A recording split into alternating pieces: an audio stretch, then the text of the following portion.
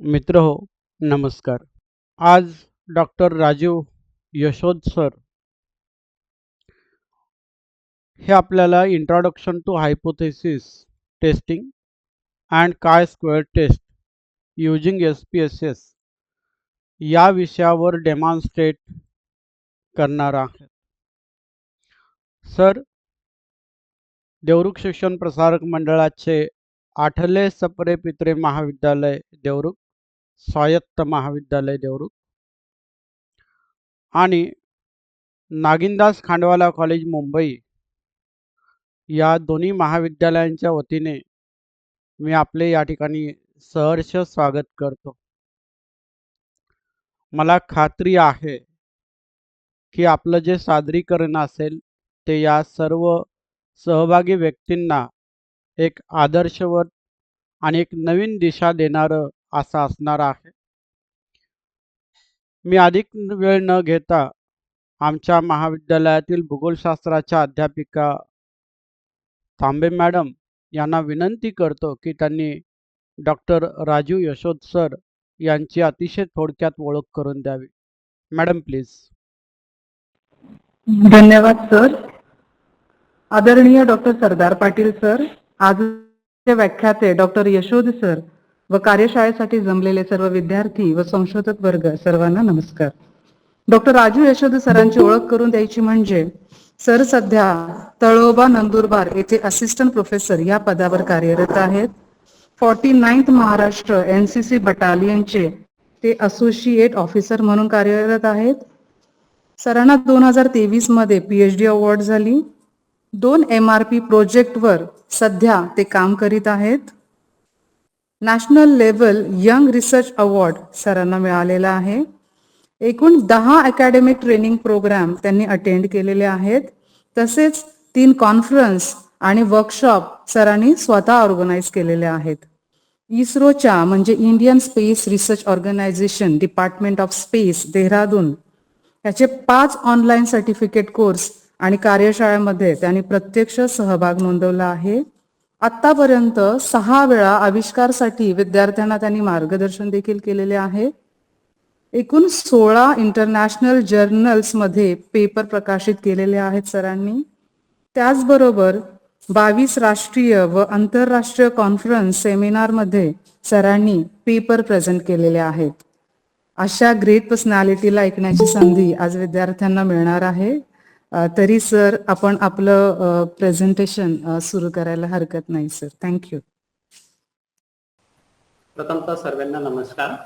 मी प्राध्यापक राजू यशोद, कला वाणिज्य विज्ञान महाविद्यालय तळोदा नंदुरबार या ठिकाणी सहाय्यक प्राध्यापक म्हणून काम करतोय.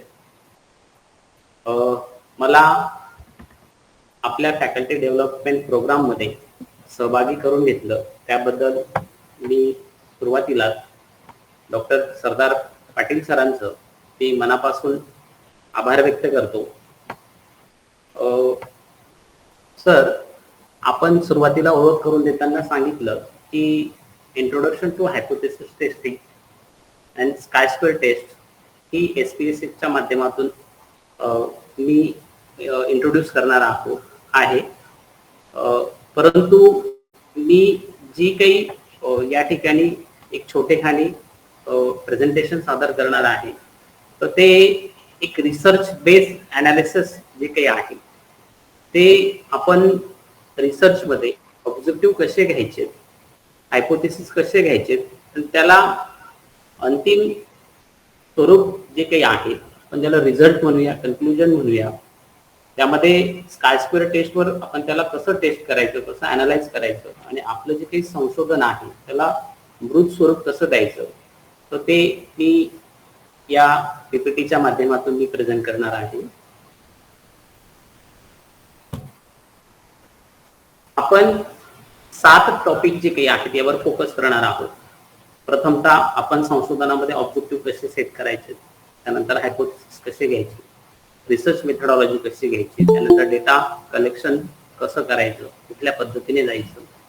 प्रेझेंटली सॅटिस्फॅक्शन इंडेक्स जो काही आहे आपण टुरिझम मध्ये कॅल्क्युलेट करत असतो आणि सॅटिस्फॅक्शन इंडेक्सवर आपण स्काय स्क्वेअर टेस्ट जी काही आहे ती कशी अनालाइज करायची. आता त्याचं रिझल्ट बेस्ड अनालिसिस जे काही आहे पण या ठिकाणी बघणार आहोत. बेसिकली पर्यटन क्षेत्रामध्ये आपला अभ्यासाचा मूळ गाभा जर म्हटला तर तो आपला पर्यटक असतो. पर्यटकांचा रिस्पॉन्स कसा आहे, त्यांचं वर्तन कसं आहे आणि त्याचबरोबर पर्यटन स्थळाची भौगोलिक पार्श्वभूमी काय आहे, त्याचे कॅरेक्टरिस्टिक्स काय आहेत ते लक्षात घेता त्याचबरोबर पर्यटकाचा व्ह्यू काय आहे तो आपल्याला सॅटिस्फॅक्शन इंडेक्स मध्ये आपल्याला क्वेश्चनराच्या माध्यमातून घेता येतो आणि त्यानंतर अनालिसिस आपल्याला पुढे करता येत असते. आणि अनालिसिस करत असताना संशोधनामध्ये आपण बघतो की अनेक बुजुर्ग व्यक्तींनी टुरिझम फील्डमध्ये संशोधन केलेलं आहे, परंतु त्यामध्ये काहीतरी कमतरता जाणवत असते. ते माझ्या संशोधनामध्ये मी त्यांचा रेफरन्स घेताना ते मला आढळून आलं. माझं संशोधन हे कंटाळवाणं व्हावं नाही यासाठी थोडं स्टॅटिस्टिकल बेस जो काही आहे तो या ठिकाणी घेण्याचा मी प्रयत्न केलेला आहे. आणि लास्टला आपण जे काही हायपोथेसिस आणि ऑब्जेक्टिव्ह घेत असतो त्याचं व्हॅलिडेशन जे काही आहे ते आपल्याला कसं करता येईल ते थोडक्यात मी तुम्हाला या ठिकाणी दाखवतो. प्रथमतः आपण आपल्या संशोधनामध्ये ऑब्जेक्टिव्ह जे काही आहेत आणि त्यानंतर हायपोथेसिस जे काही आहे यांचा मेळ कसा घातला जावा त्या संदर्भातलं आपण एक छोटंसं उदाहरण या ठिकाणी बघूया. सुरुवातीला आपण 6 ऑब्जेक्टिव्ह या ठिकाणी सेट केलेले आहेत. बेसिकली जॉग्राफी मध्ये जर बघितलं तर आपल्याला कल्चरल, सोशल आणि जॉग्राफिकल आस्पेक्ट जे काही आहे तर त्यांचा जवळून अभ्यास करता यावा, त्याची तुलना करता यावी यासाठी आपण या ठिकाणी ऑब्जेक्टिव्ह घेतलेले आहेत. सपोर्ट दॅट आपण या ठिकाणी घेतलेला आहे to examine the importance and potential of tourist centres. आपण एखादी पर्टिक्युलर सिलेक्टेड जॉग्राफिकल एरिया जर घेतला तर या पद्धतीने आपण पहिलं ऑब्जेक्टिव्ह या ठिकाणी सेट करू शकतो. दुसरं ऑब्जेक्टिव्ह आपलं या ठिकाणी असं असतं पाहिजे की to examine the factors which are responsible for the development of tourism in the study region. Number 3, to study the available facility in the study region. 4, to evaluate the social, cultural impact of tourism on a few tourist destinations and to identify new tourism potential locations and to propose a strategy for the development of concerned tourist destinations. And last, investigate the problems and requirement of tourist centers in particular geographical area. Next, hypothesis. Hypothesis जे काही आहेत हे ऑब्जेक्टिव्हच्या बेसवरच या ठिकाणी असणं आवश्यक आहे. आपण पहिलं हायपोथेसिस या ठिकाणी सेट केलेलं आहे. The physical environment, cultural aspects and the infrastructural facilities plays an important role in the growth of tourism. It is assumed that tourists have satisfied the management factor of places in the particular selected geographical area. Number 3 hypothesis या ठिकाणी आपण घेतलेला आहे 3 आणि 4 हे according to satisfaction index नुसार आपण या ठिकाणी घेतलेला आहे. In terms of the tourist satisfaction index and the indicator wise tourist response is the same in the study region. And 4 in terms of the tourist satisfaction index, the indicator wise tourist response is uneven in the study region. या ठिकाणी तुम्हाला लक्षात येईल की पहिलं जे काही hypothesis जे काही घेतलेलं आहे आपण फिजिकल अँड कल्चरल आस्पेक्ट्स आणि इन्फ्रास्ट्रक्चरल फॅसिलिटीच्या संदर्भातला आपण घेतलेला आहे की त्याचा रोल जो काही आहे त्याची भूमिका जी काही आहे त्या ठिकाणी महत्वाची आहे. आणि दुसऱ्या नंबरचं जे काही हायपोथेसिस आपण या ठिकाणी घेतलेलं आहे की मॅनेजमेंट फॅक्टर्स जे काही आहेत वेगवेगळे इंडिकेटर आपण या ठिकाणी सजेस्ट केलेले आहेत. तर ते इंडिकेटर जे काही आहेत ते टुरिझम डेव्हलपमेंटसाठी इम्पॉर्टन्स असतात तर ते आपण या ठिकाणी फोकस केलेले आहेत. त्याचाही रोल या ठिकाणी महत्वाचा आहे. त्यानंतर 3 नंबरला आपण घेतलेला आहे की जो काही टुरिस्ट सॅटिस्फॅक्शन इंडेक्स जो काही आहे तो इंडिकेटर वाईज रिस्पॉन्स जो काही आहे तो सेम आहे असं आपण या ठिकाणी हायपोथेसिस मध्ये म्हणतोय. आणि त्यानंतर 4 नंबरला आपण घेतोय की इंडिकेटर वाइज टुरिस्ट रिस्पॉन्स जो काही आहे हा अनइवन आहे. आता प्रेझेंटली आपण जर बघितलं की टुरिझम फील्डमध्ये स्टडी करताना, रिसर्च करताना आपण सर्वे मेथड यूज करत असतो. पण प्रेझेंटली जर बघितलं तर हे आपलं वर्क जे काही आहे हे एम्पेरिकल रिसर्च मधलं आहे. याला जर आपण डिस्क्रिप्टिव्ह रिसर्च मेथडॉलॉजीमध्ये आपण बघत असतो आणि फुल्ली त्या ठिकाणी आपण वर्क करत असतो. तेही फील्ड बेस असतं, सर्वे बेस असतं. आणि आपला जो काही संशोधनाचा जो काही मोठो असतो हा 100% हा सर्वे बेस असलाच पाहिजे. कारण की आपण सेकंडरी डेटा घेऊन आपण संशोधन करू शकत नाही. मॅक्सिमम जर बघितलं तर आपला या ठिकाणी प्रायमरी डेटा असला पाहिजे. म्हणजे माझा फोकस जो काही आहे हा टुरिझम फील्डवर आहे. त्यानंतर आपण जर बघितलं की टुरिस्ट लोकेशन जे काही आहेत या ठिकाणी व्हिजिट करणारे जे काही टुरिस्ट असतात यांच्याशी आपलं कम्युनिकेशन जे काही आहे ते होणं अपेक्षित आहे. यासाठी आपल्याला प्रत्यक्ष मुलाखत असतील किंवा प्रत्यक्ष प्रश्नावली जी काही आहे ती त्यांच्या माध्यमातून आपल्याला भरून घेता येत असते. प्रेझेंटली जर बघितलं तर आपण टुरिझम फील्डमध्ये रिसर्च करताना सॅम्पल कलेक्शनसाठी कुठली मेथड वापरावी हा थोडासा संशोधनाचा विषय आहे. आपण जर बघितलं तर काही संशोधक जे काही आहेत हे सॅम्पलिंगच्या वेगवेगळ्या पद्धती जे काही आहेत त्या वापरत असतात. परंतु या ठिकाणी अप्रोप्रिएट मेथड जी काही आहे ती सेंट पर्सन मेथड म्हणून जी काही आहे ती आपण या ठिकाणी वापरू शकतो. आणि त्यामुळे आपल्या संशोधनाला एक आपलं चांगलं ट्रूथनेस जो काही आहे तो आपण या ठिकाणी देऊ शकतो. आणि आपल्या संशोधनामध्ये आपण सिलेक्टेड टुरिस्ट प्लेसेस जे काही आहेत ते आपल्याला आयडेंटिफाय करता आली पाहिजे. आयडेंटिफाय करताना त्याचं जॉग्राफिकल पोटेन्शियल काय आहे ते आपल्याला शोधता आलं पाहिजे आणि त्याची चांगली मांडणी सुद्धा आपल्याला त्या ठिकाणी करता आली पाहिजे. बेसिकली आपण जर बघितलं की टुरिझम फील्डमध्ये जे काही रिसर्च केलेले केसेस जर आपण इव्हॅल्युएट जर केले तर आपल्याला असं लक्षात येतं की एक डिस्क्रिप्टिव्ह अँगलने टुरिस्ट प्लेसेसची मांडणी जी काही आहे ती त्या ठिकाणी केलेली असते. परंतु त्यामध्ये जॉग्राफिकल पोटेन्शियल काय आहे, कल्चरल पोटेन्शियल काय आहे, हिस्टॉरिकल पोटेन्शियल काय आहे आणि त्याचं फ्युचर प्लॅनिंग जी काही आहे किंवा आपण ज्याला स्कीम म्हणूया यामध्ये अंतर्भाव कसा होईल, प्रत्यक्ष फील्डवर राहणारी जी काही लोक असतील, विलेजर जे काही आहेत त्यांना कसं इम्पॉर्टंट म्हणजे आपलं संशोधन कसं महत्वाचं असेल हे आपल्याला त्या ठिकाणी पटवून देता आलं पाहिजे.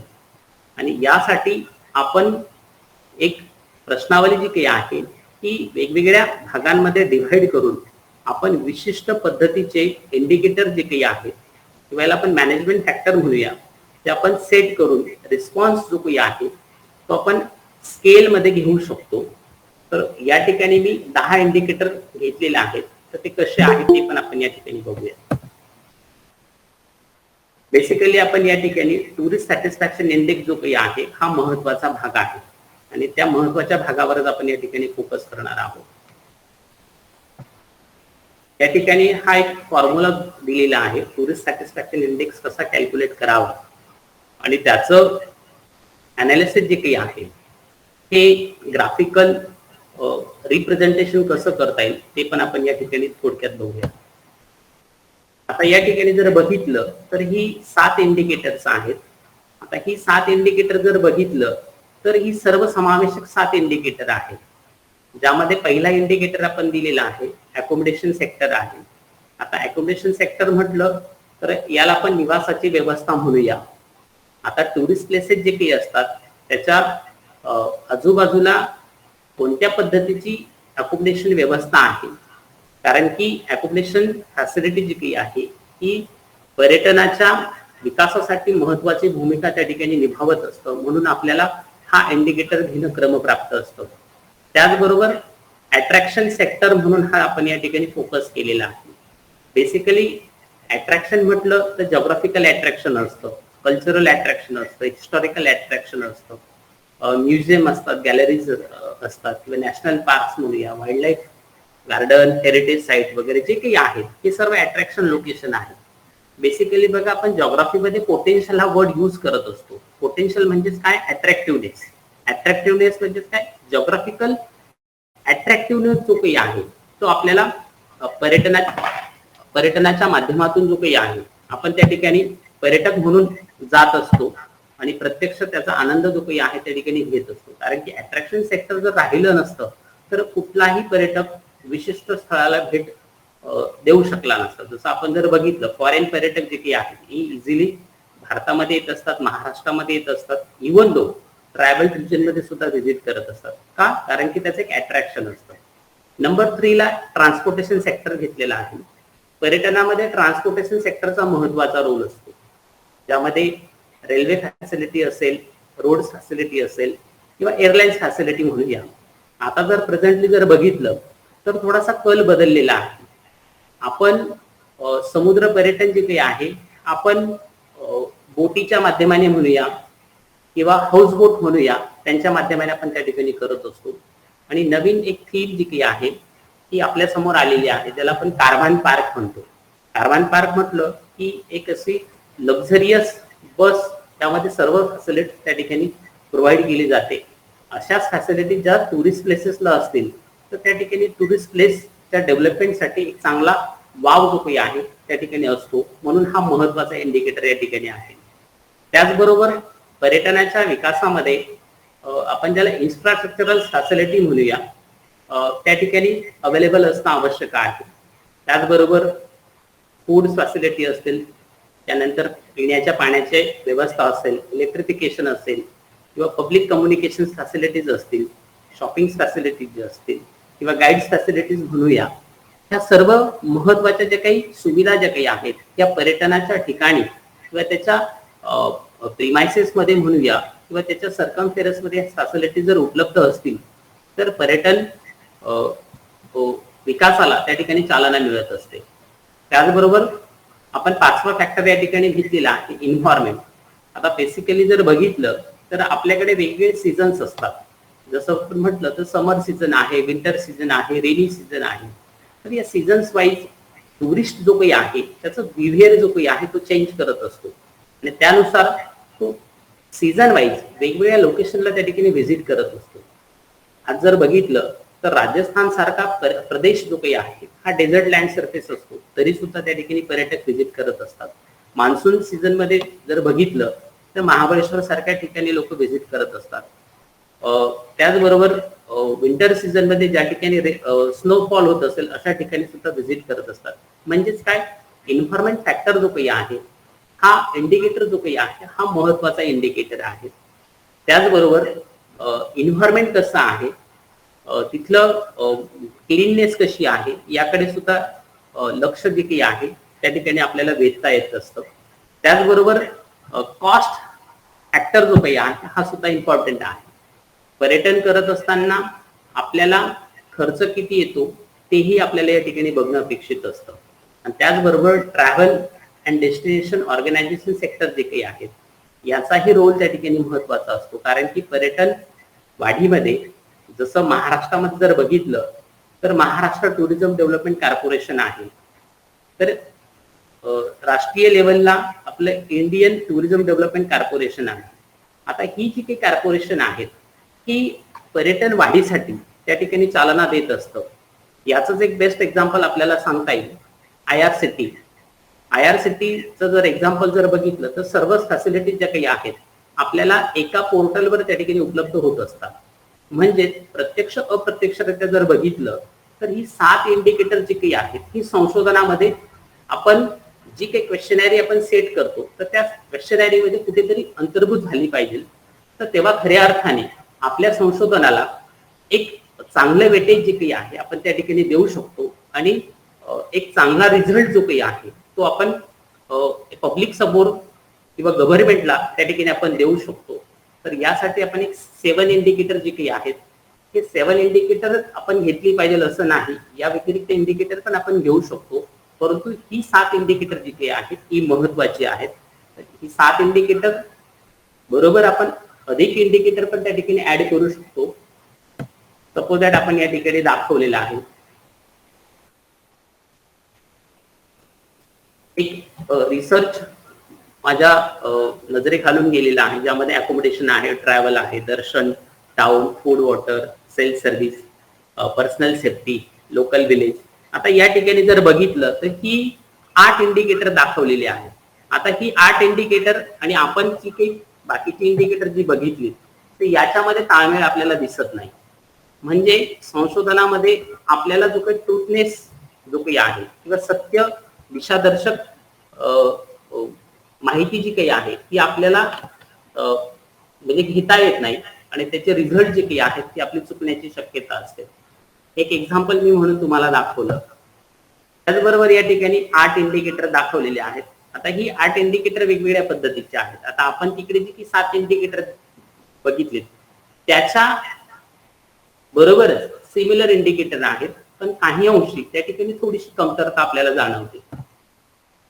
या ठिकाणी आपण ही 10 इंडिकेटर सेट केलेली आहेत. सपोज दॅट आपण अकोमोडेशन फॅसिलिटी म्हणूया, ट्रान्सपोर्टेशन फॅसिलिटी म्हणूया, फूड अँड बेवरेज फॅसिलिटी आणि ड्रिंकिंग वॉटर फॅसिलिटी हे दोघं सिमिलर आहेत. Shopping facility, medical facility, behaviour of local people, parking facility, toilet facility आणि गाईड्स फॅसिलिटी. ओके, तर याच्या हे 7 इंडिकेटरच्या अनुषंगाने आपल्याला पर्यटकांकडून वेगवेगळ्या पद्धतीचे जे काही व्ह्यूज आहेत किंवा त्याचं ओपिनियन जे काही आहे या इंडिकेटर मध्ये आपल्याला घेता येऊ शकतं.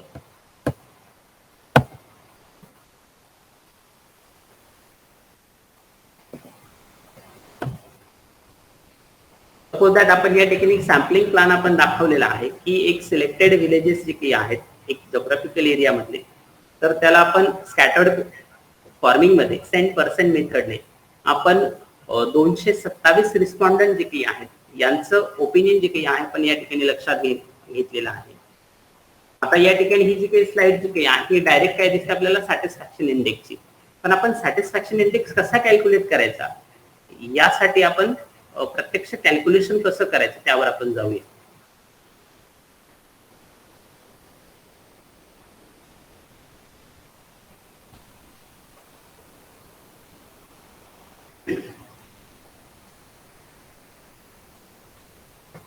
मित्रांनो या ठिकाणी बघा आपण एक 10 इंडिकेटर घेतलेले आहेत आणि 10 इंडिकेटरला आपल्याला जो पण फॉर्म्युला घेतलेला आहे त्या फॉर्म्युल्यामध्ये MI दिसतो आणि त्यानंतर NI दिसतो. आता यामध्ये आपण हे 4 कॅटेगरीज आहेत, एक्सलंट आहे, गुड आहे, हा रिस्पॉन्स आहे हा 10 पॉइंट स्केल मध्ये घेतोय. सर स्लाइड दिसत नाहीये. Sorry sir.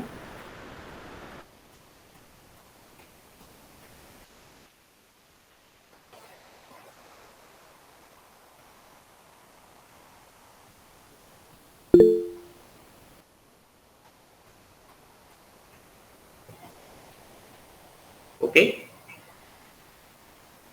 दिसते सर. ओके आपण घेतली आणि या ठिकाणी आपण 10 पॉइंट स्केल घेतलेला आहे. ओके, एक्सलंट कॅटेगरीला आपण 8 to 10 म्हटलेला आहे, गुडला 6 to 7 आहे, सॅटिस्फॅक्टरीला 3 to 5 आणि अनसॅटिस्फॅक्टरीला 1 to 2 पर्यंत दिलेला आहे. ओके, आता हे जे काही आपल्याला रिस्पॉन्स जे काही आहेत आपण सपोज दॅट आता एक पर्टिक्युलर टुरिस्ट प्लेस जे काही आहे इथे आपण 22 रिस्पॉन्स आपण या ठिकाणी कलेक्ट केलेला आहे आणि 22 रिस्पॉन्स मध्ये एक्सलंट कॅटेगरी मध्ये किती आहेत, गुड कॅटेगरी किती आहे, सॅटिस्फॅक्टरी किती आहे, अनसॅटिस्फॅक्टरी आपण या ठिकाणी दाखवलेलं आहे. आता ही जी काही आपण या ठिकाणी जी काही आकडेवारी नोंदवलेली जी काही आहे ही आपण मॅन्युअली फॉर्म मध्ये आपण या ठिकाणी नोंदवू शकतो आणि यानंतर आपल्याला पुढे जो काही आहे आपल्याला MI जो काही आहे तो कॅल्क्युलेट करायचा आहे. MI कसा कॅल्क्युलेट करायचा तुम्हाला माहितीच असेल. सपोज दॅट आता या ठिकाणी 7 रिस्पॉन्स जे काही आहे हे 8 ते 10 कॅटेगरीतले आहेत, सॉरी 8 ते 10 स्केल मधले आहेत. तर 8 ते 10 स्केल मधले किती लोकांनी 8, 9, 10, 8, 9, 10 असे दिलेले असतील तसे किती 7 लोक आहेत. तर 7 लोकांचा ऍव्हरेज रिस्पॉन्स जो काही आहे आपल्याला किती मिळालेला आहे 9 मिळालेला आहे. त्याचबरोबर इथे जर बघितलं 6 ते 7 या स्केल मध्ये 11 लोकांनी रिस्पॉन्स दिलेला आहे. तर हे स्केल म्हणजे काय 6, 6, 7, 7, 6, 6 असं 11 वेळेस या ठिकाणी आलेला आहे. तर तो रिस्पॉन्स ऍव्हरेज मध्ये आपल्याला या ठिकाणी मिळालेला आहे 6.45. तर त्याचबरोबर इकडे 3 ते 5 हा सॅटिस्फॅक्टरी लेवल जी काही आहे स्केल याच्यामध्ये 3 रिस्पॉन्स आहेत. तर 3 रिस्पॉन्स या ठिकाणी आपण दिलेला आहे त्याचे ऍव्हरेज 4.33 आहे आणि हा जो काही आहे अनसॅटिस्फॅक्टरी याचा स्केल आहे 1 आणि 2. तर यामध्ये एकच आहे, तर त्याचा ऍव्हरेज जो काही आहे इथे आपण 2 घेतलेला आहे. म्हणजे आपल्याला एमआय कॅल्क्युलेट करत असताना इथे आपल्याला सुरुवातीला काय घ्यायचे, रिस्पॉन्स घ्यायचे आहे. रिस्पॉन्स घेतल्यानंतर नंबर 2 चा जो काही टेबल आहे, नंबर 2 चा टेबल या ठिकाणी आपण इथे दाखवलेला आहे. आपण पर्सेंटेज मध्ये दाखवत असतो किती लोकांनी रिस्पॉन्स केलेला आहे, त्याचं पर्सेंटेज आपण नंबर 2 च्या टेबल मध्ये दिलेलं आहे. जसं आपण म्हटलं 22 आहेत आणि इकडे आपण आकडे दाखवलेले होते 7, 11, 3, 1. याचं पर्सेंटेज जे काही आहे याचं पर्सेंटेज आपण या ठिकाणी दाखवलेलं आहे. 31, 50, 13, 4.55. ओके, हा टेबल नंबर 2 आहे. आणि त्यानंतरचा आपला टेबल नंबर 3 जो काही आहे तो असतो आपला particular factor wise level of satisfaction, त्याला आपण एमआय म्हणतो. तर एमआय जो काही आहे हा आपल्याला या पद्धतीने मिळालेला आहे. जसं मी तुम्हाला सांगितलं की 8, 10 ही 11 वेळेस लोकांनी त्या ठिकाणी रिस्पॉन्स दिलेले आहे, तर त्याचा ऍव्हरेज हा 9 मिळालेला आहे. हा एमआय चा टेबल जो काही आहे इम्पॉर्टंट आहे, कारण की एमआय च्या टेबलवरच आपलं एनआय ची कॅल्क्युलेशन जी काही आहे ही त्यावर अवलंबून असते. त्यानंतर आपण टेबल नंबर 4 कडे आपण जातोय. आता टेबल नंबर 4 जर बघितला तर या ठिकाणी आपल्याला काय कॅल्क्युलेट करायचं आहे, factor wise average level of satisfaction, त्याला आपण एनआय म्हणतो आपण. ओके, या ठिकाणी आपण 10 इंडिकेटर दाखवलेले आहेत आणि आपण जी इथे एक्सलंट कॅटेगरी दाखवली होती ते 7 म्हटलेलं होतं आणि इकडे आपण किती म्हटलं 9. हा ऍव्हरेज आहे. तर या ठिकाणी आपण जर क्लिक केलं तर आपल्याला या ठिकाणी लक्षात येतं की इथे C7 आणि C22. C7 मीन्स इथे आपल्याला बघता दिसतोय हा C7 आहे, हा C आहे आणि हा C7 आहे, म्हणजे 7. ओके, आणि इकडे आहे C22. C22 मीन्स इथे आपण जो दाखवलेला आहे हा 22, C म्हणजे 9. इथे हा जो काही दिसतोय आपल्याला रिस्पॉन्स जो काही आहे 63 दिसतोय, मीन्स 7 into 9, 63 या ठिकाणी आपल्याला ती व्हॅल्यू या ठिकाणी दिसते. त्याचबरोबर हा 11 रिस्पॉन्स दिसतोय इथे. तर इथे जर आपण जर क्लिक केलं तर आपल्याला लक्षात येतो इथे D7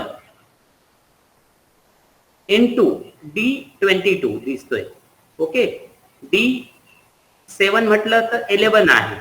ओके, आणि इकडे जर आपण जर बघितलं D12 मीन्स आपला हा इथे D12 आलेला आहे, म्हणजे 6.45.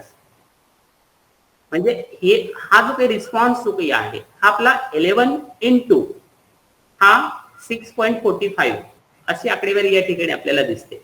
आणि असा हा जो काही कॅल्क्युलेशन जे काही आहे अकोमोडेशन फॅसिलिटीमध्ये एक्सलंट कॅटेगरी असेल, गुड असेल, सॅटिस्फॅक्टरी, अनसॅटिस्फॅक्टरी, याचा जो काही सॅटिस्फॅक्शन इंडेक्स जो काही आहे, ऍव्हरेज जो काही आहे आपल्याला या ठिकाणी दिसतो. याची आपण या ठिकाणी टोटल केलेली आहे. ओके, हा आपण टेबल नंबर 4 घेतलेला आहे. टेबल नंबर 4 नंतर आपण या ठिकाणी एक्सप्लेन करतो तो म्हणजे ranking of factor satisfaction index. आता जे काही आपण 10 इंडिकेटर घेतलेले आहे तर याची आपल्याला या ठिकाणी रँकिंग दिसते आणि ही रँकिंग आपल्याला या ठिकाणी पोझिशनल रँक्स मध्ये कन्व्हर्ट करता येते आणि याला आपल्याला रँक देता येत असते. रँक जी काही आहे आपण या ठिकाणी जसं आपण इंडिकेटर केलेलं असेल तर त्याच पद्धतीने त्याला रँक देणं अपेक्षित आहे. सपोज दॅट या ठिकाणी नंबर 1 ला बिहेवियर ऑफ लोकल पीपल याची रँक जी काही आहे रँक आहे तर तो त्याच लेवलला किंवा त्याच रो मध्ये त्याला 1 त्या ठिकाणी सिलेक्ट करायचा आहे. कारण की याचा मॅक्झिमम सॅटिस्फॅक्शन इंडेक्स जो काही आहे या ठिकाणी 184 दिसतोय, म्हणून त्याला आपण 1 रँक दिली. या ठिकाणी आपल्याला एमआय कॅल्क्युलेट करताना आणि एमआय नंतर एनआय कॅल्क्युलेट करताना ह्या गोष्टी थोड्याशा लक्षात ठेवाव्या लागतात. कारण की आकडेवारी जी काही आहे ती थोडीशी जरी बदलली तर आपला रिझल्ट जो काही आहे तो बदलण्याची दाट शक्यता असते. तर आता हे जे काही आहे आपण सर्व मॅन्युअली वर्क जे काही आहे हे एक्सेल फॉर्मॅट मध्ये आपण करू शकतो. ही पोझिशनल रँक आपण या ठिकाणी बघितली. त्यानंतर आपण ही पोझिशनल रँक्स जे काही आहेत आता बेसिकली जर बघितलं तर मोस्ट ऑफ द रिसर्च मध्ये आपण फक्त आणि फक्त सॅटिस्फॅक्शन इंडेक्स फक्त दाखवून देतो आणि त्यानंतर आपलं कन्क्लुजन जे काही आहे त्या ठिकाणी संपवत असतो. परंतु हे सॅटिस्फॅक्शन इंडेक्स मध्ये रँक दाखवून आपला संशोधनाचा मूळ गाभा जो काही आहे तो आपल्याला त्या ठिकाणी प्रदर्शित करता येत नाही. कारण की या ठिकाणी आपण बोलतो की स्थानिक लोकांचं वर्तन या ठिकाणी चांगलं होतं, बरोबर. तर त्याचबरोबर गाईड्स फॅसिलिटीज या ठिकाणी लो आहे 10th रँकला. पण हे 10th रँकला का आली याच्या मागचं कारण आपण त्या ठिकाणी शोधू शकतो किंवा ज्याला आपण कॉज आणि इफेक्ट्स म्हणतो आपण, तर ते आपल्याला त्या ठिकाणी मांडता आलं पाहिजे. आणि याचबरोबर आता हे आपण एका पर्यटनाच्या बाबतीत बोलू शकतो.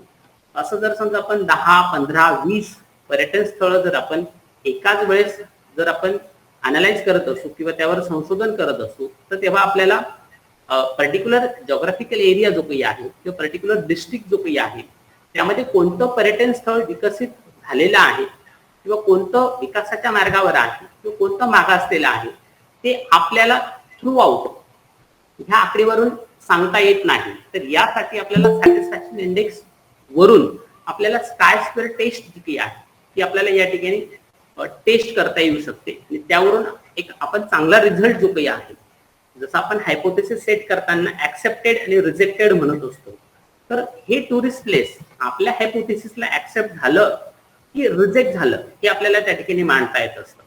आता ही एवढी आकडेवारी जी काही आहे ही जवळपास 70% संशोधनामध्ये आपल्याला दिसत असते. मी सहज रात्री आपली शोधगंगा नावाची जी काही वेबसाईट आहे UGCची त्यावर बघितलं तर मोस्ट ऑफ द केसेस जे काही आहेत ते पश्चिम महाराष्ट्रातले आहेत, कोकणातली आहेत. तर त्यामध्ये फक्त एवढे चित्र आपल्याला दिसतं, परंतु सॅटिस्फॅक्शन इंडेक्स हा काय स्टेट्स जे काही आहे त्यावर व्हेरीफाईड किंवा प्रूव्ह केलेलं आपल्याला दिसत नाही. तर ते आपण कसं प्रूव्ह करू शकतो एक थोडक्यात आपण या ठिकाणी उदाहरण बघूया. सपोज दॅट आपण ही जी काही आकडेवारी आहे जशीच्या तशी आपल्याला या ठिकाणी घ्यायची. आता ही जी काही आकडेवारी आहे ही आपल्यासाठी ऑब्झर्व्ड व्हॅल्यू आहे. आपण या ठिकाणी सॅटिस्फॅक्शन इंडेक्सची जी काही व्हॅल्यू आहे ही आपण ऑब्झर्व्ड व्हॅल्यू म्हणून या ठिकाणी घेतलेली आहे. ही ऑब्झर्व्ड व्हॅल्यू आपण या ठिकाणी जशीच्या तशी इथे दाखवलेली आहे. 148 ही आपली ऑब्झर्व्ड व्हॅल्यू आहे. त्यानंतर याची जी काही टोटल आलेली आहे टोटलचं आपण ऍव्हरेज या ठिकाणी करत असतो. ऍव्हरेज केल्यानंतर या ठिकाणी 145 ही जी काही व्हॅल्यू आहे ही आपल्यासाठी एक्सपेक्टेड व्हॅल्यू आलेली आहे. 148 ही ऑब्झर्व्ड व्हॅल्यू आहे आणि 145 ही काय आहे एक्सपेक्टेड व्हॅल्यू आहे. आता आपण स्काय स्क्वेअर टेस्ट मध्ये जर बघितलं तर आपल्याला या फॉर्म्युलाचा वापर करता येत असतो आणि त्या पद्धतीने आपल्याला जाता येत असतं. सपोज दॅट आपण O-E केला त्यानंतर आपल्याला ही आकडेवारी मिळाली. त्यानंतर O-E स्क्वेअर केला त्यानंतर ही फिगर आपल्याला मिळाली. O-E square divided by E calculate केल्यानंतर आपल्याला या पद्धतीची आकडेवारी ही मिळालेली आहे. मित्रांनो या ठिकाणी आपण जर बघितलं तर इथे दोन व्हॅल्यू आपल्याला दिसतात. एक आहे ही ऑब्झर्व्ड व्हॅल्यू आहे आणि ही एक आहे एक्सपेक्टेड व्हॅल्यू.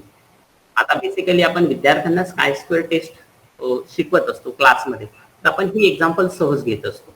पण ही एक्झाम्पल आपल्याला आपल्या संशोधनामध्ये सुद्धा त्या ठिकाणी घेता येऊ शकतात आणि आपला रिझल्ट जो काही आहे हा कसा चांगला राहील किंवा कसा आपण ज्याला म्हणूया स्टॅटिस्टिकली कसा प्रूव्ह करता येईल ते आपल्याला दाखवून देता येऊ शकतं. तर यामध्ये आपण दिलेलं आहे स्काय स्क्वेअर व्हॅल्यू जी काही आहे ही 100 आलेली आहे.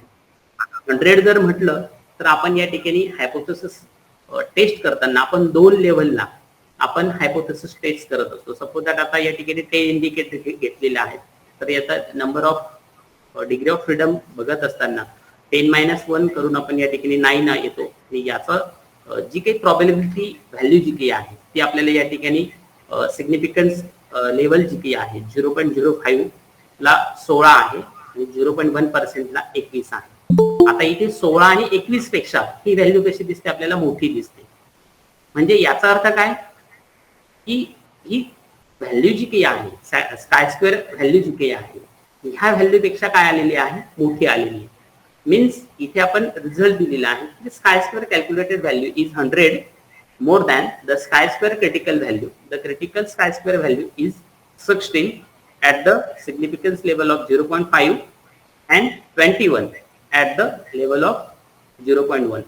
Means particular आपण सेट केलेले जे काही हायपोथेसिस आहेत आणि जे काही इंडिकेटर आहेत तर ते या इंडिकेटरवर ही जी काही टुरिस्ट प्लेस जी काही आहे की हायपोथेसिसवर काय होतं रिजेक्ट होतं. म्हणजे इथे संशोधन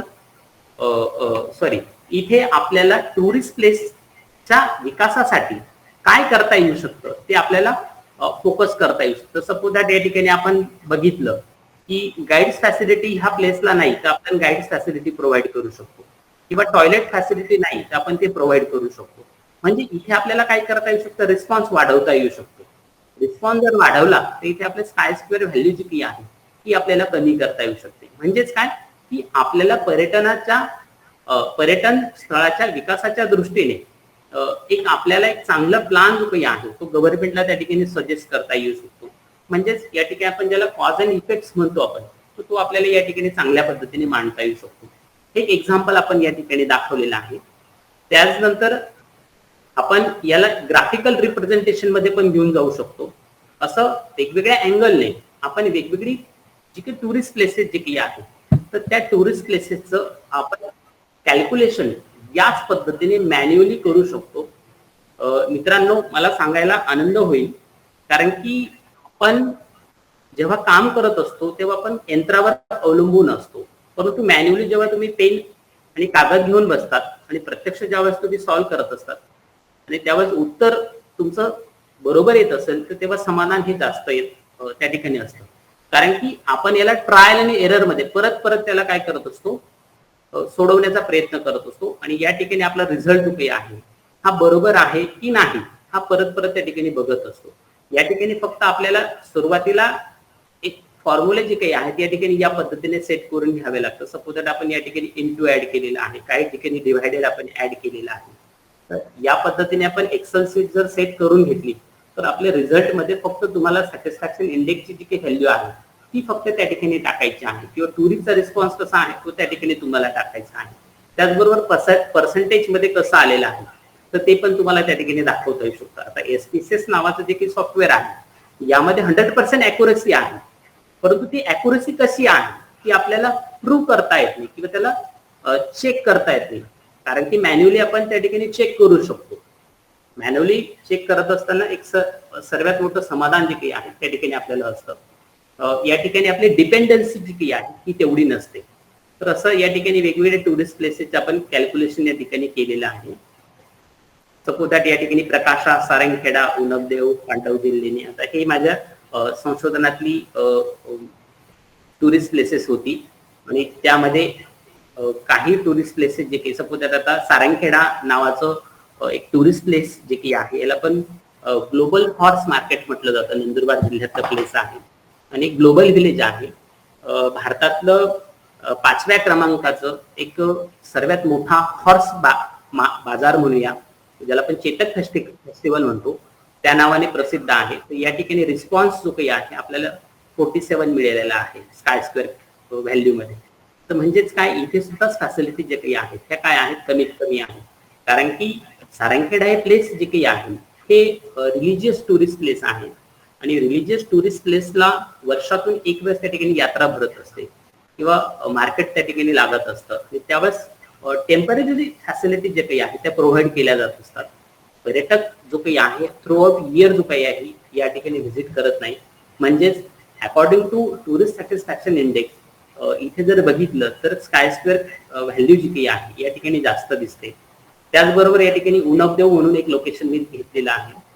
उनबदेव एक हॉट स्प्रिंग लोकेशन आहे नंदुरबार जिल्ह्यातलं. तर हे सुद्धा एक मेडिसिनल आपण ज्याला इको टुरिस्ट सेंटर म्हणूया. या ठिकाणी फ्रिक्वेंटली टुरिस्ट जे काही आहे ती व्हिजिट करत असतात.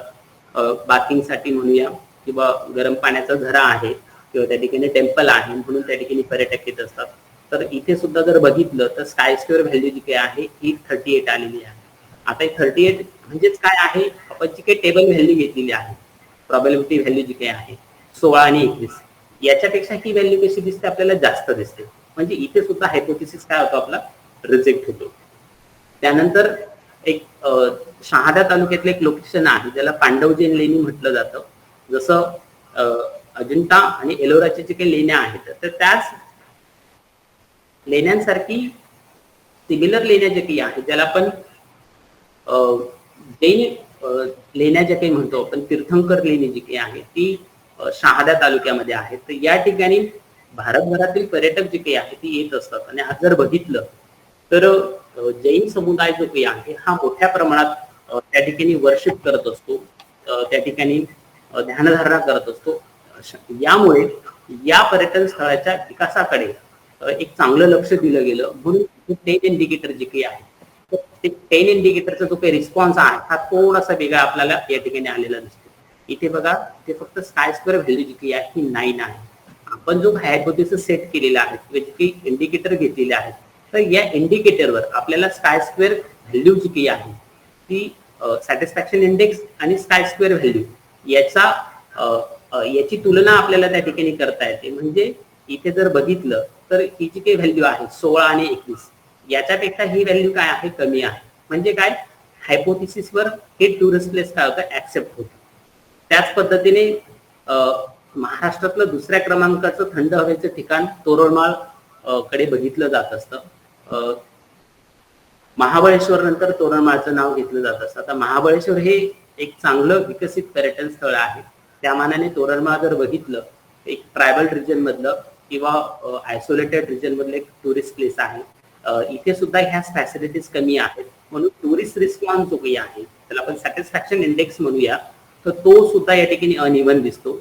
इथे सुद्धा आपल्याला सॅटिस्फॅक्शन इंडेक्स या पद्धतीने दिसतो आणि त्यानंतर इथे आपल्याला स्काय स्क्वेअर व्हॅल्यू जी काही आहे ही 30 निघालेली आहे. म्हणजेच काय, ही जी काही आपण व्हॅल्यू घेतलेली आहे 0.5 आणि 0.1 लेवलला 16 आणि 21 यावर ही व्हॅल्यू काय आहे, मोठी आहे. म्हणजे मोठी आहे म्हणजेच काय, हे टुरिस्ट प्लेस सुद्धा काय होतं, हायपोथेसिसवर रिजेक्ट होतं. त्याच पद्धतीने एक लोकेशन मी या ठिकाणी फोकस केलेला आहे. अक्राणी महल एक हिस्टॉरिकल प्लेस आहे. हे सुद्धा फॉरेस्टेड एरियातलं एक रिलिजियस टुरिस्ट प्लेस आहे. या ठिकाणी टुरिस्ट मोठ्या प्रमाणात व्हिजिट करत असतात. बेसिकली आपण ज्याला हिस्टोरियन म्हणूया किंवा ट्रायबल पीपल्स म्हणूया, तर त्या ठिकाणी व्हिजिट करतात. इथे सुद्धा रिस्पॉन्स जो काही आहे या इंडिकेटर मध्ये आपल्याला अनइव्हन मिळालेला आहे आणि इथे ही जी काही व्हॅल्यू आहे स्काय स्क्वेअर व्हॅल्यू ही 66 मिळालेली आहे. म्हणजेच काय, इथे सुद्धा हायपोथेसिसवर हे टुरिस्ट प्लेस काय झालेला आहे, रिजेक्ट झालेला आहे. याच पद्धतीने धडगाव परिसरामध्ये एक बिलगाव म्हणून एक लोकेशन आहे. तुम्ही स्वदेश मूव्ही बघितला असेल, त्यामध्ये बघा एक आपण ज्याला म्हणूया पाण्यावर चालणारं जनित्र जे काही आहे या ठिकाणी बसवलं गेलं होतं आणि त्या ठिकाणी तो मूव्ही सेट केला गेला होता. ही लोकेशन जे काही आहे हे आयसोलेटेड रिजन मध्ये आहे. या लोकेशनला 12 धारात धबधबा असं म्हटलं जात असतं आणि एक ऍडव्हेंचरियस लोकेशन आहे. इथे सुद्धा मोठ्या प्रमाणात पर्यटक जे काही आहेत हे मान्सून ऋतूमध्ये व्हिजिट करत असतात, परंतु ह्या जे काही फॅसिलिटीज आहेत या ठिकाणी कमीत कमी त्या ठिकाणी दिसत असतात. म्हणून या ठिकाणी टुरिस्ट रिस्पॉन्स जो काही आहे इथे सुद्धा तो अनइव्हन आहे, तो या ठिकाणी 78 दिसतो. म्हणजेच काय, आपण जी काही व्हॅल्यू घेतलेली आहे 0.5 आणि 0.1 लेवलला, यावर हे टुरिस्ट प्लेस काय होतं, रिजेक्ट होत असतं. त्याच पद्धतीने आपण एक टुरिस्ट प्लेस घेतलेला आहे ज्याला आपण अस्तंबा म्हटलेला आहे. अस्तंबा ऋषी नावाचे जे काही सॅक्रेड लोकेशन जे काही आहे ते धडगाव तहसीलमध्ये आहे. तिथे सुद्धा थ्रूआउट इयर पर्यटक जे काही आहे त्या ठिकाणी जात नाही. फक्त एक पीक सीझन जो काही आहे दिवाळी फेस्टिवल मध्ये मोठ्या प्रमाणात पर्यटक या ठिकाणी जात असतात, तेव्हा फक्त टेम्पररी फॅसिलिटी प्रोव्हाइड केल्या जात असतात. म्हणून या ठिकाणी ह्या जे काही 10 इंडिकेटर मध्ये फॅसिलिटी जे काही आहेत त्या ठिकाणी कमी दिसतात आणि इथे रिस्पॉन्स जो काही आहे हा 48 दिसतो. असे या ठिकाणी वेगवेगळ्या लोकेशन्सवर आपल्याला वेगवेगळ्या पद्धतीचे रिस्पॉन्स जे काही आहे या ठिकाणी दिसत असतात. सपोज दॅट आपण या ठिकाणी डाब लोकेशन घेतलेलं आहे. आता डाब लोकेशन जर बघितलं, जसं पाचगणीमध्ये आणि महाबळेश्वर परिसरामध्ये स्ट्रॉबेरी फार्मिंग केली जात असते, त्याच पद्धतीने आज सातपुड्याच्या पायथ्याशी मोठ्या प्रमाणात आदिवासी बांधव जे काही आहेत ही स्ट्रॉबेरी फार्मिंग करताना दिसतात. म्हणजेच काय, आज स्ट्रॉबेरी फार्मिंग या ठिकाणी होते, म्हणजे या ठिकाणी काय आहे, आल्हाददायक वातावरण आहे.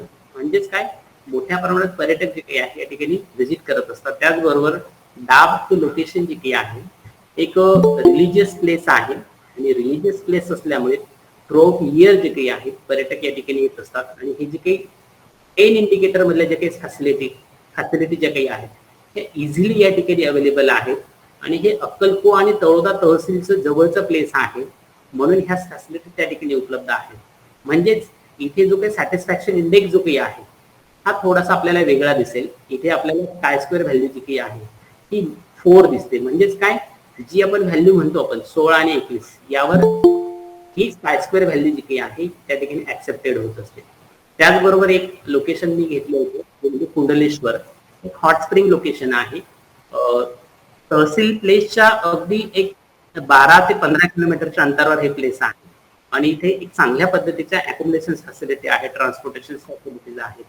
ह्या सर्वच फॅसिलिटीज या ठिकाणी चांगल्या पद्धतीने उपलब्ध आहेत according to tourist satisfaction index.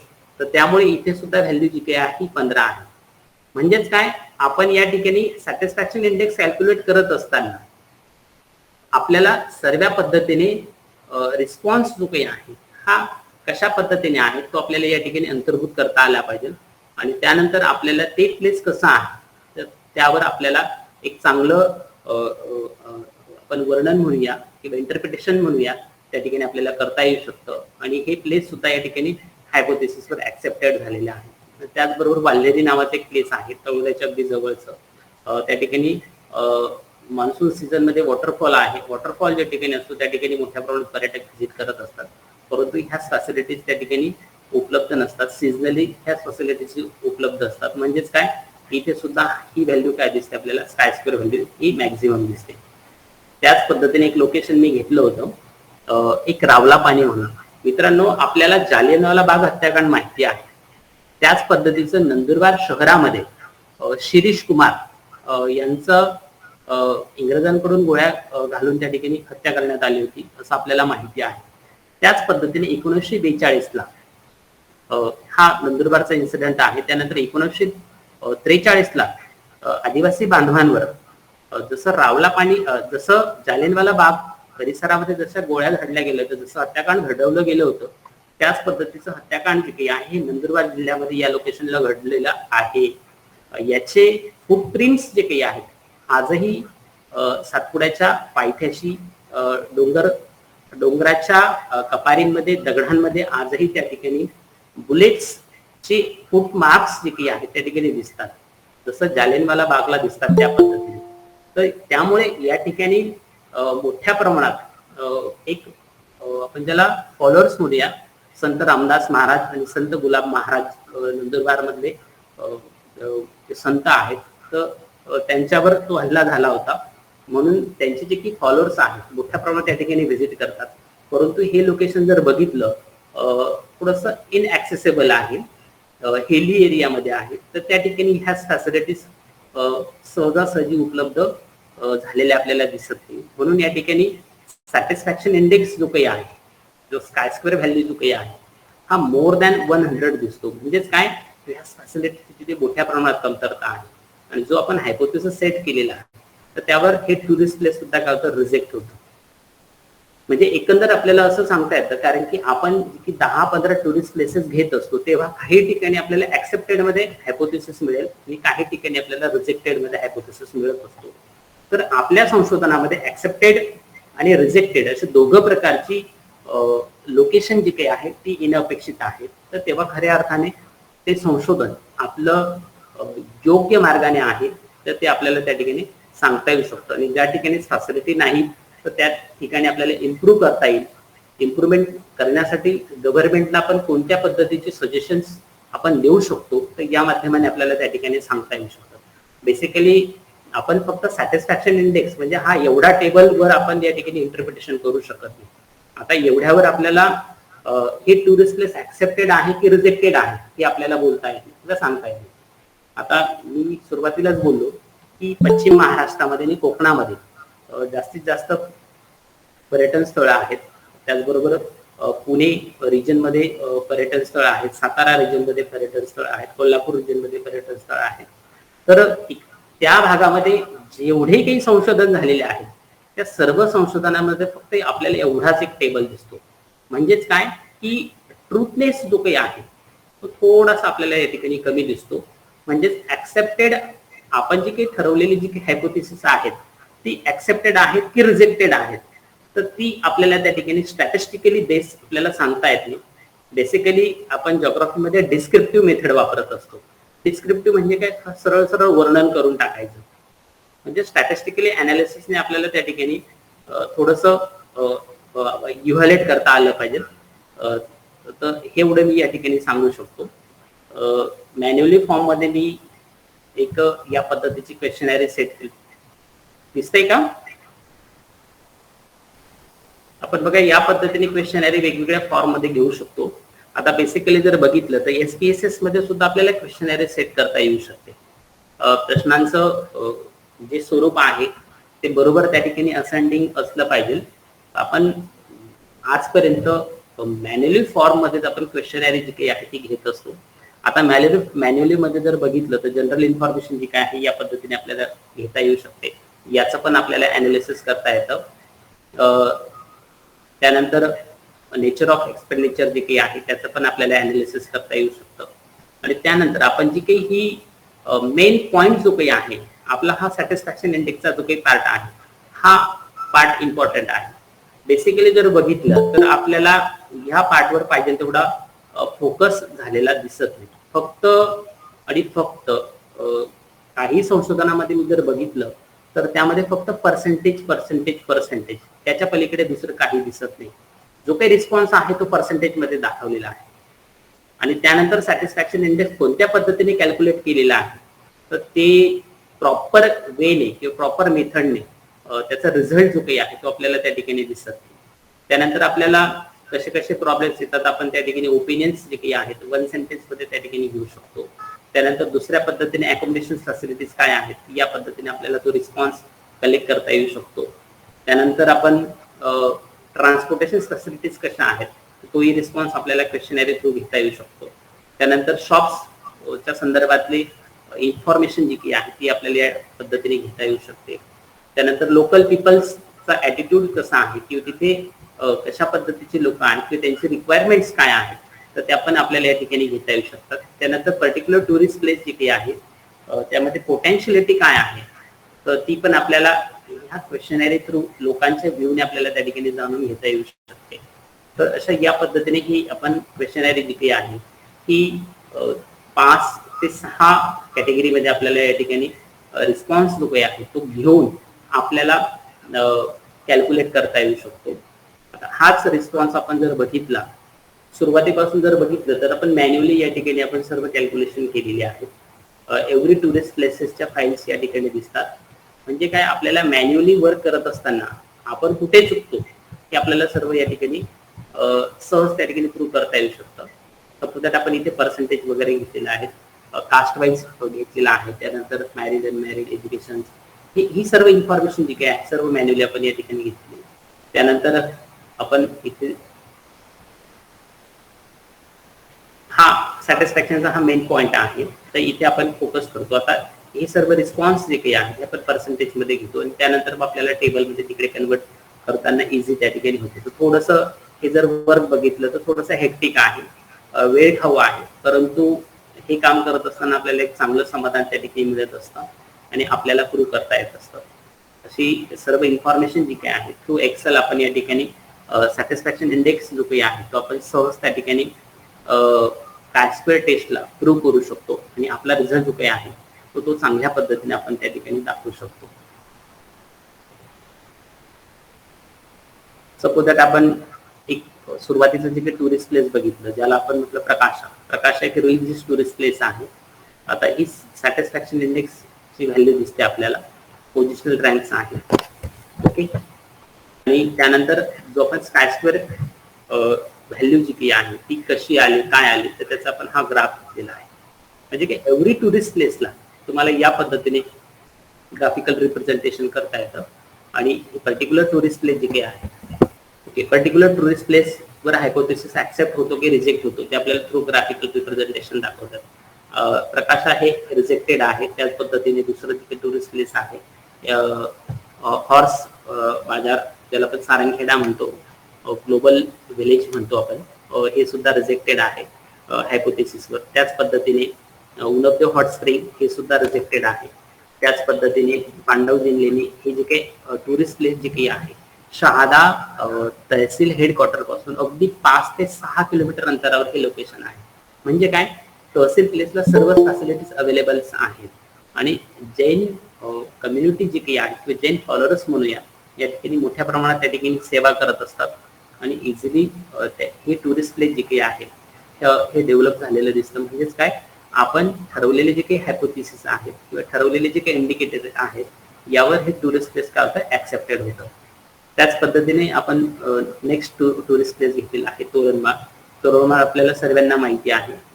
Satpura पर्वतात जर बघितलं तर धडगाव सारख्या इनएक्सेसिबल एरियामध्ये एक टुरिस्ट प्लेस आहे आणि आयसोलेटेड रिजन मध्ये आहे. ज्या ठिकाणी मध्य प्रदेशची बाउंड्री रिजन आहे अशा ठिकाणी आहे आणि अशा ठिकाणी पर्यटकचा जो काही ओघ आहे त्या ठिकाणी कमी आहे. त्याचबरोबर तोरणमाळ सारखा जो काही प्रदेश आहे हा कम्प्लिटली फॉरेस्टेड एरियाचा पार्ट आहे आणि तो एरिया जो काही आहे रिस्ट्रिक्टेड आहे. त्या ठिकाणी डेव्हलपमेंटसाठी पाहिजे तेवढा वाव नाही, म्हणून हे पर्यटन स्थळ पाहिजे तेवढं विकसित झालेलं आपल्याला दिसत. म्हणजेच काय, इथे सुद्धा हायपोथेसिस आपला काय झालेला आहे, रिजेक्ट झालेला आहे. त्याच पद्धतीने आपण इथे दाखवलेलं आहे अक्राणी महल. हे सुद्धा इनएक्सेसिबल एरियामध्ये लोकेशन आहे. हे तळोदा तहसील मधलं लोकेशन आहे. आता या प्लेसला जर आपल्याला जायचं जर असेल नंदुरबार कडून किंवा तळोद्याकडून तर ह्या लोकेशनला आपल्याला जाता येत नाही. आपल्याला ह्या प्लेसला जर व्हिजिट करायचं असेल तर आपल्याला धडगावकडे जावं लागतं आणि मग ह्या लोकेशनला खाली उतरावं लागतं. कारण की सातपुड्याच्या पायथ्याशी आपण ज्याला म्हणून फूट हिल्स म्हणतो आपण, तर त्या ठिकाणी स्टीप स्लोप आहे. तर त्या स्टीप स्लोपवर तुम्हाला जर उतरायचं असेल तर तुम्हाला धडगावकडूनच खाली उतरावं लागतं. आणि इथे मोठ्या प्रमाणात ऍडव्हेंचर टुरिस्ट जे काही आहेत ते व्हिजिट करतात, हिस्टोरियन व्हिजिट करतात, त्याचबरोबर जिओग्राफर्स जे काही आहेत ते सुद्धा व्हिजिट करत असतात.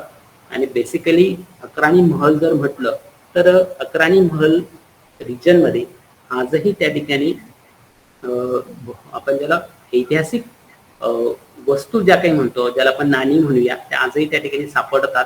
आणि त्या नाणींचं जर आपण डिस्क्रिप्शन जर बघितलं तर महाराणा प्रताप जे काही आहेत तर महाराणा प्रतापांचं आणि अक्राणी महल रिजनचं एक जवळचं एक रक्ताचं नातं आहे. म्हणून मध्य प्रदेश, राजस्थान आणि गुजरात या प्रदेशातून सुद्धा पर्यटक जे काही आहे या ठिकाणी व्हिजिट करत असतात. म्हणजेच काय, इथे पर्यटक येतात परंतु ह्या फॅसिलिटीज आपल्याला त्या ठिकाणी दिसत नाही. म्हणजे हायपोथेसिस सुद्धा या ठिकाणी काय झालेलं आहे, रिजेक्ट झालेला आपल्याला दिसतो. त्याच पद्धतीने बिडगाव ज्याला आपण म्हटलं 12 माउथ वॉटरफॉल, 12धारी वॉटरफॉल आहे या ठिकाणी. एक चांगलं ऍडव्हेंचरियस मान्सून टुरिस्ट प्लेस आहे. परंतु हे सातपुड्याच्या कुशीमध्ये ज्याला आपण नर्मदा काठ म्हणूया, तर त्या नर्मदाच्या काठावर एक टुरिस्ट प्लेस आहे. इथे सुद्धा ह्या फॅसिलिटीची कमतरता आहे. म्हणजे इथे स्काय स्क्वेअर कॅल्क्युलेटेड व्हॅल्यू ही 78 दिसते. म्हणजे हायपोथेसिस काय होतो, रिजेक्ट होतो. त्याच पद्धतीने आपण अस्तंबा हिल दाखवलेला आहे. अस्तंबा हिल जसं तोरणमाळ हे महाराष्ट्रातलं दुसऱ्या क्रमांकाचं पर्यटन स्थळ आहे, तसं अस्तंबा हिल म्हटलं तर उंच टेकडी, नंदुरबार जिल्ह्यातली सर्वात उंच टेकडी आहे. जसं आपण म्हणतो सातपुडा पर्वतातलं सर्वात उंच शिखर हे धूपगड आहे. धूपगड म्हटलं तर मध्य प्रदेशमध्ये येतं आणि सातपुड्यातलं दुसऱ्या क्रमांकाचं जे काही शिखर उंच म्हणूया ते आहे अस्तंबा. आणि इथे सुद्धा मोठ्या प्रमाणात पर्यटक जे काही आहेत ही चढाई करत असतात. ती दिवाळी फेस्टिवलमध्ये आपण ज्याला धनत्रयोदशी म्हणतो आपण, तर त्या ठिकाणी त्या दिवशी मोठी यात्रा भरत असते. अशा वेळेस लाखोच्या संख्येने पर्यटक त्या ठिकाणी येतात. परंतु तेवढा कालावधी जो काही आहे दिवाळीचा कालावधी, तेवढ्याच कालावधीमध्ये पर्यटक येतात आणि तेवढ्याच कालावधीमध्ये ह्या फॅसिलिटीज त्या ठिकाणी प्रोव्हाइड केल्या जातात. इथे जर म्हटलं तर थोडंसं डेंजर हिल स्टेशन आहे. इथे अपघात घडत असतात कारण की तिथे रोड्स फॅसिलिटीज नाहीत, ट्रान्सपोर्टेशन फॅसिलिटी नाही, अकोमोडेशन फॅसिलिटी पण नाही, फूड ब्रेवरेज फॅसिलिटी जे काही आहेत याची सुद्धा मोठ्या प्रमाणात त्या ठिकाणी कमतरता दिसते. परंतु लोकल ट्रायबल पीपल्स जे काही आहेत ते कॉपरेटिव्ह नेचरचे आहेत, म्हणून त्या ठिकाणी सहजासहजी काही फॅसिलिटीज जे काही आहेत त्या ठिकाणी उपलब्ध होऊन जातात. तर या ठिकाणी according to tourist satisfaction index chi square calculated value ही 48 आपल्याला या ठिकाणी दिसते. तर त्याच पद्धतीने दुसरं प्लेस आपण घेतलेलं आहे काठी. काठी जर म्हटलं तर एक रिलिजियस टुरिस्ट प्लेस आहे. नंदुरबार जिल्ह्यामध्ये जर बघितलं तर आदिवासी बांधव जे काही आहेत हे होळी उत्सव मोठ्या प्रमाणात साजरा करत असतात. आणि काठीची होळी जर म्हटलं तर संपूर्ण भारतामध्ये प्रसिद्ध आहे.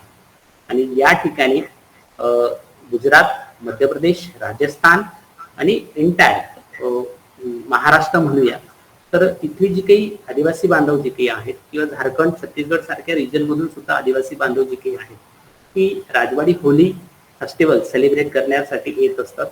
तेही ठराविक काळामध्ये तेव्हा सुद्धा टेम्पररी फॅसिलिटी जे काही आहे उपलब्ध करून दिल्या जात असतात. हे पर्यटन स्थळ सुद्धा पाहिजे तेवढ्याच फॅसिलिटीजने पण ज्याला काय म्हणे संपृक्त झालेलं आपल्याला दिसत नाही. या सर्वच फॅसिलिटी जर या ठिकाणी उपलब्ध जर झाल्या तर ही पर्यटन स्थळ येणाऱ्या काळामध्ये चांगल्या पद्धतीने नावारूपाला येऊ शकतात. त्याच वर्षी नंदुरबार जिल्ह्याचे जे की पालकमंत्री आहेत विजयकुमार गावित यांनी चांगल्या पद्धतीने ब्रँडिंग केलं आणि एक राजवाडी होलीला एक नॅशनल लेवलला त्यांनी प्रेझेंट करण्याचा त्या ठिकाणी प्रयत्न केला. म्हणजे यांना त्या प्रकारे जर बघितलं तर आज जर नंदुरबार जिल्ह्यातलं जे की आपण ज्याला म्हणूया विकासाच्या मार्गावर असलेली जी काही पर्यटन स्थळं आहेत ही काही येणाऱ्या काळामध्ये विकसित होऊ शकतात. कारण की अशा पद्धतीचे रिझल्ट जर आपण जर दिले तर ते कुठेतरी ऍक्सेप्ट होऊ शकतात. त्याच पद्धतीने तीनसमाल हे लोकेशन मी घेतलं होतं. तीनसमाल हे लोकेशन मध्य प्रदेश, गुजरात आणि महाराष्ट्र तीनही राज्यांची बाउंड्री या ठिकाणी येत असते. त्याला पण तीनसमाळ म्हटलं जातं. त्याला 3 स्टेट पॉइंट असंही त्याला म्हटलं जात असतं. तिघही राज्यातले लोक या ठिकाणी सहज व्हिजिट करतात कारण की तिथे नर्मदा नदीचं खोरं, सातपुडा पर्वत आणि दुसऱ्या बाजूला तापीचं खोरं असं चित्र या ठिकाणी दिसत असतं. म्हणजे ट्रायबल पीपल्स जे काही आहेत हे होली फेस्टिवलच्या काळामध्ये इथे एक यात्रा भरत असते. त्यावेळेस सुद्धा मोठ्या प्रमाणात पर्यटक जे काही आहे व्हिजिट करत असतात. इथे सुद्धा जर बघितलं according to tourist satisfaction index या इंडिकेटरवर स्कायस्क्वेअर कॅल्क्युलेटेड व्हॅल्यू ही मॅक्झिमम दिसते. हे सुद्धा रिजेक्टेड आपल्याला दिसतं. तर अशा पद्धतीने आपण रिझल्ट जे काही आहेत या पद्धतीने आपण एक्सप्लेन केलेले आहेत. हा एक रिस्पॉन्स जो काही आहे आपल्याला या पद्धतीने एका चार्टमध्ये घेता येऊ शकतो. तो आहे तुमचा indicator wise tourist satisfaction ranking दिलेली आहे. कोणत्या टुरिस्ट प्लेसला कोणत्या ठिकाणी कशी रँक आहे. आपण 10 इंडिकेटर जे घेतलेले आहे सपोज आता अकोमोडेशन फॅसिलिटी तर याची इंडिकेटर या ठिकाणी आपण हॉरिझॉन्टल फॉर्म मध्ये दिलेले आहे. इथे मी 15 टुरिस्ट प्लेसेस घेतले होते आणि त्याचं इंडेक्स जो काही आहे या ठिकाणी आपल्याला दिसतो. हा एक या पद्धतीने ग्राफ आपण घेतलेला आहे. त्यानंतर इथे आपण हा एक टेबल दाखवलेला. आपण जो काही सॅटिस्फॅक्शन इंडेक्स घेतलेला आहे सॅटिस्फॅक्शन इंडेक्स एव्हरी टुरिस्ट प्लेसला घेतला आणि त्याचबरोबर आपण काय केलं स्कायस्क्वेअर टेस्ट त्याला काय केलं प्रूव्ह केलं आणि या पद्धतीने आपण व्हॅलिडेशन घेतलेलं आहे. आणि आपल्या संशोधनामध्ये लास्टला तुमचं व्हॅलिडेशन दिसणं अपेक्षित आहे. व्हॅलिडेशन आपण या ठिकाणी 0.05 सिग्निफिकन्स लेवल आणि 0.1 लेवलला आपण या ठिकाणी प्रूव्ह केलेलं आहे. इथे एक पांडव जिल्ह्याने एक लोकेशन दिसतंय, त्यानंतर डाब हे लोकेशन दिसतंय, त्यानंतर कुंडेश्वर हे काय आहेत हे ऍक्सेप्टेड मध्ये येतात आणि हे सर्व प्लेसेस कसे दिसतात रिजेक्टेड मध्ये. म्हणजे इथे आपल्याला प्रूव्ह करता येतात. तोच टेबल आपण या ठिकाणी घेतलेला आहे. जी काही 15 प्लेसेस आहेत त्यापैकी 3 प्लेसेस हे आपण काय केले ऍक्सेप्टेड आहेत according to tourist satisfaction index. आणि या पद्धतीने आपण घेतले सुरुवातीपासून घेतलेली जी काही हायपोथेसिस आहेत ते ऑब्जेक्टिव्ह जे काही आहे तर या पद्धतीने आपल्याला प्रूव्ह करता आली पाहिजे. तेव्हा खऱ्या अर्थाने आपलं संशोधन हे आपण त्याला काय म्हणूया एक योग्य मार्गाने आपण संशोधन करतोय असं आपल्याला या ठिकाणी प्रूव्ह करता येते. आणि आपल्या संशोधनामध्ये फक्त वर्णनात्मक चित्र जे काही आहे ते अपेक्षित नको आहे. स्टॅटिस्टिकल दृष्ट्या आपलं संशोधन थोडंसं ट्रूथफुल असावं असं जाणकार जोग्राफर सांगतात आणि त्याच पद्धतीने आपण काम केलं पाहिजे. मी या पद्धतीने काम केलं. काम करत असताना मला खूप मोठं समाधान या ठिकाणी मिळालं. आत्ताच 12 ऑक्टोबरला मला PhD डिग्री अवॉर्ड झाली. त्याच्यातलाच हा भाग जो काही आहे मी या ठिकाणी प्रेझेंट केलेला आहे. तर तो निश्चितच तुम्हाला समजला असेल असं मी या ठिकाणी समजतो. धन्यवाद पाटील सर. काही प्रश्न असतील सर? धन्यवाद सर, धन्यवाद. सर आपण थेरॅटिकल बॅकग्राऊंडनं अतिशय उत्तम प्रकारे आणि दुसरं एक्सेलचा वापर करून अतिशय उत्तम प्रकारे प्रामुख्याने काय स्क्वेअर टेस्ट त्याच्यानंतर सॅटिस्फॅक्शन इंडेक्स कशी काढता येऊ शकते यावर डेमो दिलं. जर कोणाला काही प्रश्न असतील तर विचारायला हरकत नाही प्लीज. संशोधकांना काही प्रश्न असतील तर विचारायला हरकत नाही. आपल्या प्रोग्रामचा टायटल आहे की SPSS म्हणजे मोस्टली फोकस, पण आता वेळ पण नाही आहे कारण पुढचं सेशन चालू करायचं आहे.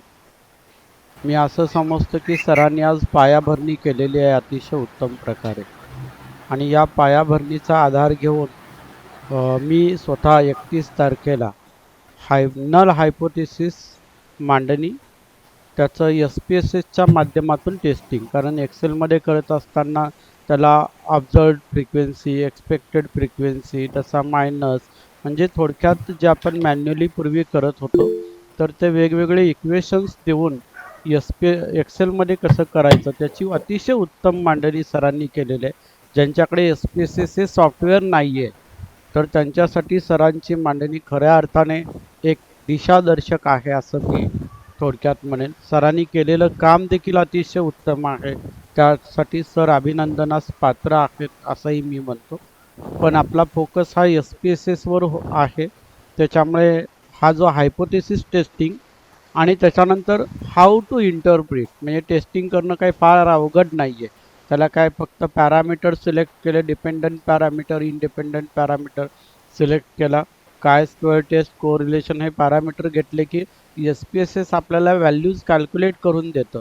पण त्याच्या पुढे खरी आपली परीक्षा असते की आलेल्या रिझल्टच्या आधारे ते हायपोथेसिस जे आहे ती ॲक्सेप्टेड आहे किंवा रिजेक्टेड आहे त्याची मांडणी करणं आणि आपले रिझल्ट्स उत्तम अशा जर्नलमध्ये प्रकाशित करणं.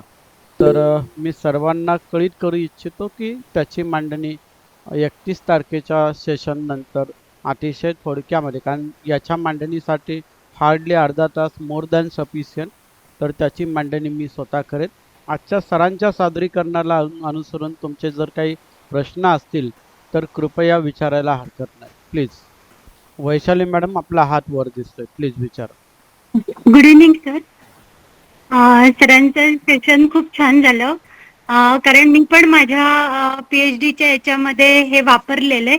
फक्त मला एक प्रश्न असा होता सर की आपण जे SPSSच्या सॉफ्टवेअरमध्ये आणि ह्या एक्सेलमध्ये डिफरन्स काय आहे? कारण अजून मी SPSSचं माहिती नाही मला एवढं, जेवढं आता आपण शिकतोय 2-3 दिवसामध्ये तेवढंच मला त्याचं माहिती आहे. पण मी हे जे काम केलेलं आहे ते एक्सेलमध्ये केलेलं आहे. ओके, मी मॅडम असं म्हणेल की जिथं तुमचा एक्सेलला 1-2 तासाचा वेळ जाईल कदाचित, कारण ते इक्वेशन टाकणं, कॅल्क्युलेशन्स करणं आणि मग पुन्हा क्रिटिकल व्हॅल्यू पाहणं आणि मग इंटरप्रिट करणं, तर SPSSमध्ये एकदा डेटा घेतला की हे काही सेकंदांचं काम आहे. दुसरं इकडे ना तुमच्याकडं हा जो डेटा आहे त्या डेटावर तुम्ही प्रोसेसिंग केलेला आहे, म्हणजे सरांनी जे डेमो दिला तो डेटा प्रोसेसिंग केलेला डेटा आहे, म्हणजे ॲक्च्युली त्या व्हॅल्यूज काढलेल्या आहेत तिथं त्या कोष्टकामध्ये. पण ह्याच्या पलीकडे काही वेळेला प्रायमरी डेटा असतो, म्हणजे सरांनी 1000 लोकांचा सर्वे केला तर सरांनी इथं कॅल्क्युलेट केलेलं आहे की 1000 पैकी 25 लोक जे आहेत हे 25 लोक एक्सलंटमध्ये त्याला रेटिंग देत आहेत. हे सरांनी अगोदर कॅल्क्युलेट केलेलं आहे, म्हणजे त्याच्यासाठी त्याचा वेळ गेलेला आहे, सरांचा वेळ गेलेला आहे. पण हे कसाही डेटा असला, अगदी लाखो रिस्पॉन्सेस जरी असले तरी ते सगळे रिस्पॉन्सेस विदिन अ मिनिट और कपल ऑफ मिनिट्स तुम्ही त्याचं ॲनालिसिस करू शकता आणि ही ब्युटी आहे SPSSची.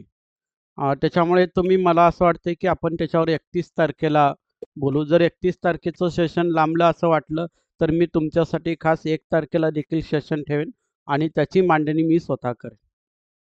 नक्की चालेल sir. Thank you very much. Thank you thank you thank you sir. Thank you. Thank you thank you. आणखी कुणाला काही प्रश्न असतील तर विचारायला हरकत नाही प्लीज.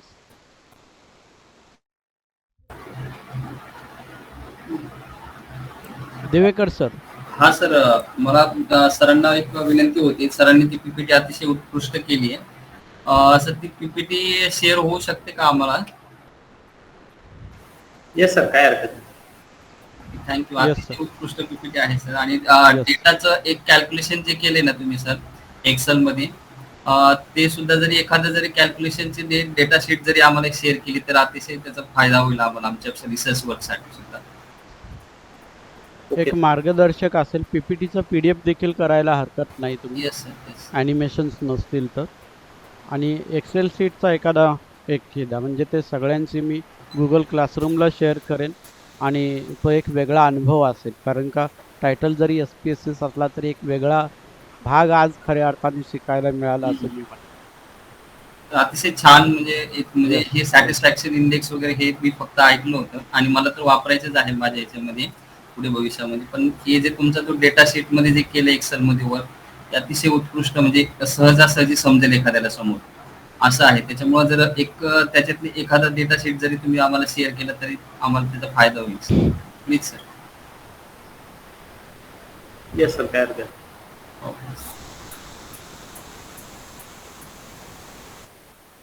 खेडेकर मॅडम प्लीज, आपला प्रश्न विचारायला हरकत नाही. सर, आपलं सेशन खूप छान झालं. इन्फॉर्मेटिव्ह अगदी माहिती होती. दिवेकर सरांनी सांगितलं तसं पीपीटी मिळाली तर खूप बरं होईल. माझा प्रश्न असा होता सर की सेंट पर्सेंट मेथड जे आपण उल्लेख केला आता, त्याच्याबद्दल थोडीशी माहिती सांगू शकाल का? आणि दुसरी गोष्ट, ही मेथड आपण टुरिस्टचा डेटा कलेक्शनसाठी वापरतो, तशी आपण सेकंड थर्ड क्वेश्चनर ज्या करतो, म्हणजे लोकल पीपलच्या किंवा हॉटेल ओनरसाठीच्या, तर त्यासाठी पण ही मेथड वापरता येऊ शकते का? Yes ma'am. ऍक्च्युली खरं जर बघितलं ना सर, संशोधनामध्ये अनेक आपल्या जॉग्राफर लोकांनी स्ट्रॅटिफाईड सॅम्पलिंग वापरलेली आहे. म्हणजे वेगवेगळ्या पद्धतीने घेतलेलं आहे. खरं जर बघितलं ना सर, आपण पॉप्युलेशनचं जेव्हा स्टडी करतो तेव्हा आपण सॅम्पल ग्रुप जो काही आहे हा ठरलेला असतो आपल्यासाठी. परंतु टुरिझम फील्डमध्ये टुरिस्ट जो काही आहे हा मुव्हेबल असतो. त्याचा प्रॉपर डेटा जो काही आहे हा टुरिस्ट प्लेसला उपलब्ध नसतो, रेकॉर्ड नसतं. तर त्यासाठी आपल्याला सेंट पर्सेंट मेथडच आपल्याला त्या ठिकाणी घ्यावी लागते. म्हणजे ही मेथड योग्य आहे आणि त्याच पद्धतीने आपल्याला या ठिकाणी आकडेवारी जी काही आहे ती आपल्याला घेता येऊ शकते आपल्या पद्धतीने.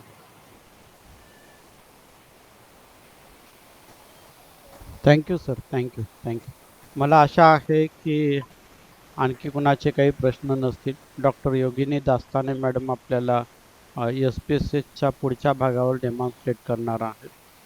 पण कार्यक्रमाचा एक भाग म्हणून या सेशनचा आभार मानणं देखील गरजेचं आहे. मी प्रतीक्षा मोहिते मॅडम यांना विनंती करतो की त्यांनी आताच्या सेशनचे आभारचं काम करावं प्लीज. राजू गवारे सर.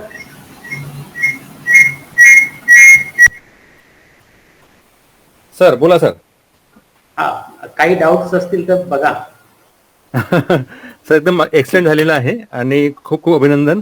इतकं इन्फॉर्मेटिव्ह लेक्चर मी फार रिसेंट काळामध्ये ऐकलेलं नव्हतं. मला फार लर्निंग होतं माझ्यासाठी हे. Thank you sir. आणि माझे जे अजून काही डाऊट्स आले फ्युचरमध्ये तर मी अवश्य आपल्याशी संपर्क करणार sir. Okay okay sir. Thank you sir. Thank you. सर्वांना गुड इव्हिनिंग.